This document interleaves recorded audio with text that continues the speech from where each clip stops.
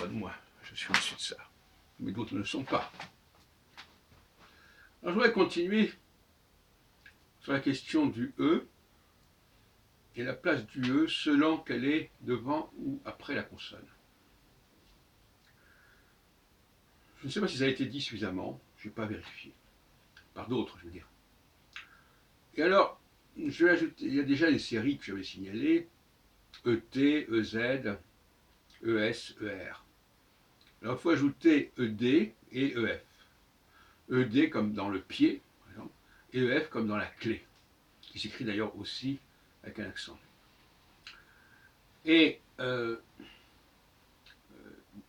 par ailleurs, nous avons toute la série des passés composés, qui nous sont rapportés en anglais dans la formule ED, comme decided, qui est maintenant correspond à notre décidé à accent aigu, mais autrefois, ça se prononçait décidé, D-E-D. Donc là, nous avons le ED, dont je viens de dire qu'il était attesté par la formule, par les cas de pied, le pied, mais aussi il s'assied, il me sied, etc., S-I-E-D.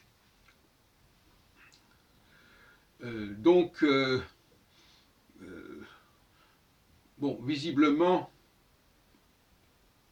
ce sont des codes qui n'ont pas été parfaitement compris par les Anglais, qui ne respectent pas ce principe du E, qui tantôt est un E quand il est devant une consonne, et qui permet à prononcer la consonne quand il se trouve après la consonne.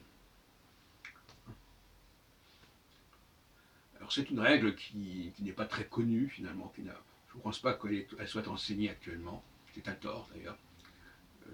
Vous savez que je suis un spécialiste de la description du français, et là effectivement dans la pédagogie, l'enseignement du français, il faudrait en parler et savoir que le E après la consonne ne s'entend pas, c'est simplement un code, et qu'il permet simplement de prononcer la consonne, alors qu'on ne la prononcerait pas autrement. Grand, sans E à la fin, on dit grand, on n'entend pas le D, et avec un E, on entend grande. Mais finalement, on n'entend pas du tout, il n'y a pas du tout de E, c'est simplement le D qui se prononce ou qui ne se prononce pas. Ou une autre consonne dans le même cas de figure.